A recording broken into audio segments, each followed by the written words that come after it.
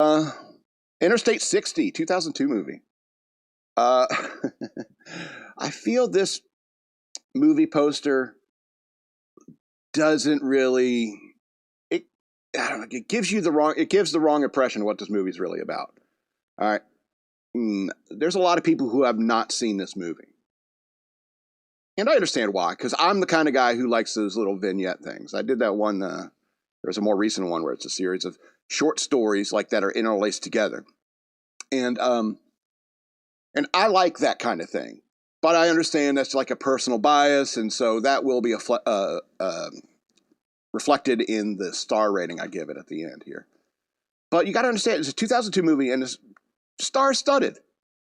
Star-studded. James Marsden, Gary Oldman, Amy Smart, Christopher Lloyd, and Chris Cooper. Star-studded. There's even Michael J. Fox is in it. Had a little cameo. And, you know, it's it's one of these... Interstate 60, for example, doesn't exist. There's no Interstate 60 in the United States. All right, I pulled up the Wikipedia article just for S&Gs. And it says like there's no real Interstate 60. There's no real Denver, Colorado, which are locations in this movie. All right, and so it's this guy. I think just James Marsden is his name. He's got to take this package to Denver, Colorado, and along the way meets a series of interesting characters. And there's this one in particular, played by Gary Oldman. O.W. Grant is his name, which stands for One Wish Grant. And he's basically a genie. He's a jinn. And I don't know if you know about jinn. Jinn are, they originate in Islamic folklore, but I mean, it's spread to other cultures since then. It's on that side of the world, if you will. They're trickster demons. They're like a bunch of Lokis. They're trickster demons. And, I can't really blame trickster demons. You got to find some enjoyment in your job. Who can blame you? And so, he'll grant people's wishes, and those wishes, it's like they say in Christianity, the devil will give you what you want, but there's always a twist to it. It's like Needful Things. You know what I mean? And so I kind of like this movie because they move from like person to person to character in these like series of strange situations. Sometimes funny, sometimes sexy, I guess. I mean, this is what they're trying to sell is like, this is kind of sexy. Amy Smart's in it after all. And she's sexy. She's sexy. She's like a strong 7.5. But here's the thing about Amy Smart. It's like she's still a 7.5. This movie's over 20 years old, 2002. And there's three. I don't want to ruin it because there's a lot of like really good, like almost morality tales that happen in between. But there's a few that I want to talk about. There's the one with the bottomless pit. This guy... he comes into this restaurant and he comes up and orders, I want to get 48 cheeseburgers, double cheeseburgers. And he's like, and she's like, okay, you want them to go? And he's like, no, I'll have them here. He's like, here, now? And it's like, yeah, 48 double cheeseburgers. Are they good? And some guy's like, you're going to eat 48 double cheeseburgers? He's like, yeah, why? Are they small? And so he gets in this conversation with the people in this restaurant. It's like, you really going to eat all that? And he ends up like ordering like 8 of everything on the menu. And they bring it all out to him. The guy eats it all. And then he ordered onion rings because they're on the menu. And then he eats the onion rings with ketchup. You psychopath. Who does that? This is a brief aside. Who puts ketchup on their onion rings? Anyway. Psycho. But then he tells a story about, you find out that he made this wish. And like, I want to eat as much as I want and not have to worry about it. But now I'm constantly hungry. I got this bottomless pit in me. And I got to keep eating. And the only way I can finance it is by fooling jackasses in places like this. Interesting story. I got to talk about the Kurt Russell scene because Kurt Russell's in this. And Jack Burton's the man, you know what I'm saying?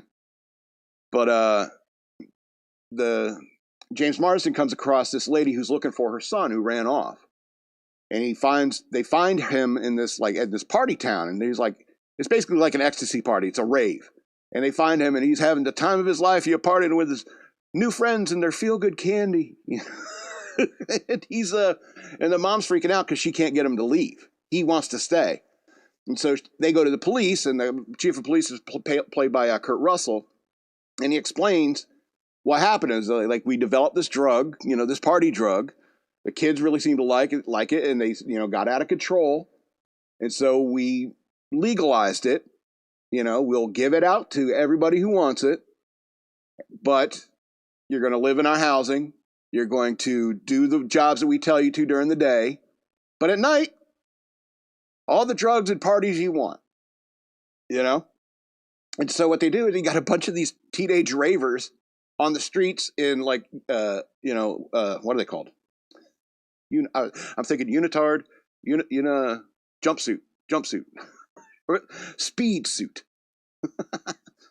And they're out there picking up trash and doing like civil stuff. So basically the whole town is drugged out municipal workers. And Kurt Russell's like, well, if you're the mom, we can, set you up in town, help you find a job or something like that. So you could be near your son and maybe see him every now and then. We also have programs where he can come and work at your house for you. You could do that, or you can join the party. And he hands her the drug. It's like, take the drug and live as a part of it. It's real weird. It's like, it's not a sustainable society at all. It's about to fall apart. But it's interesting concept. And that's just one little story. Then there's the stories that involve Chris Cooper, who's my favorite character in this movie. Chris Cooper is this guy that you're introduced to him. He's sitting there on the side of the road holding a sign that says, looking to hire a driver. We'll pay, what do you say? Like, I'll pay you for mileage and $10 an hour. And so James Marsden pulls up next to him and he goes, how you doing, sir? And it's basically like a job interview. I'm in the market to hire a driver. Are you a licensed driver? He goes, yes, sir. Can you show me your driver's license, please? It shows him the driver's license. All right, here's the deal. I'll pay you for the mileage and $10 an hour until I get to Denver, Colorado. I think that's where everyone's going. And the guy's like, okay. And this guy, he's like a chain-smoking psycho. But his interest is in the truth. He's like, I can't stand people that lie. I can't stand lies, especially when they're in print. You're like, oh, okay. And you find out he was diagnosed with cancer, and he's just at the point where he's had enough. Anyway, so they stop at this, you can pull up that other picture. They stop at this gas station to get some gas, and there's this guy outside that has a sign that says, we'll work for food. EK, you can pull up that other picture. We'll work for food. And Chris this character goes in and buys some stuff in the mini mart, and he comes out and he talks to the guy that has a sign that says, we'll work for food. And he says, I'll give you an apple if you wash that car's windshield. And the guy with the sign is like, no, I'm not doing that. Well, I don't understand. You wrote, I will work for food on the sign. There's work. Here's food. Do the work for the food. And the guy's like, no. And they go back and forth about this for a little while. He's like, no. And eventually the guy with the car, he grabs the apple and throws it at the windshield of the car. And that's when Chris reveals that he has a suicide vest on. A bunch of dynamite strapped around. It's like, you're going to clean this car now because that food cost me money. You just destroyed it. Now you're going to wash this whole car. Not the right way to handle problems, by the way. I'm not saying it is, but it's hilarious. It's hilarious, and it shows how serious this guy is about the truth. And this is how you're first introduced to this guy. Then it goes to another story where they come in this town called Morlaw. And they've separated ways, but they end up coming back together at the end of this.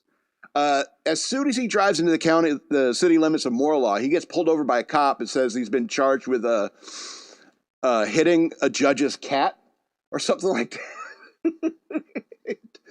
And so you are detained in this town. You cannot leave this town. You got to you got to find representation in town and come to court. So he goes into town, and this town is crawling with lawyers everywhere. As soon as he gets out of his car, there's lawyers coming in. It's like, have you been charged? Is there anything? They're looking for clients. Finally, this one lawyer gets somewhere with him, and she's like, it's like, he's like, I can't believe, I don't know, I need a lawyer, but I don't know who I should pick right now. And she's like, well, let me guess, you got charged with killing the judge's cat? He's like, yeah, how did you know? And he's like, That's how they get you. You know, as soon as anyone comes in here, they get charged with that, and then there starts this whole series of legal processes, and all the money in the town gets caught up in that.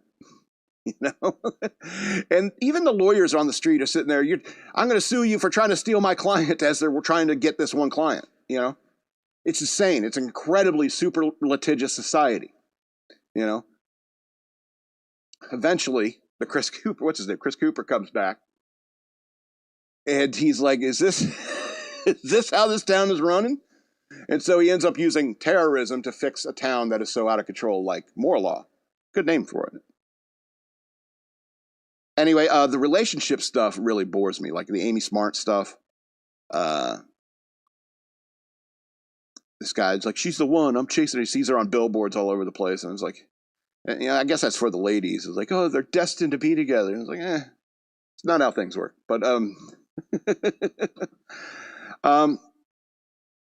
yeah, so I don't want to spoil it because there's a lot of really good stories. I mean, I probably spoiled the best ones, but it is really good. I'm surprised more people haven't seen it. It's I don't know, it's kind of eclectic. People can't handle the idea of thinking about a society, you know, such that it's so overly litigious and like, oh, we kind of live in that society, you know.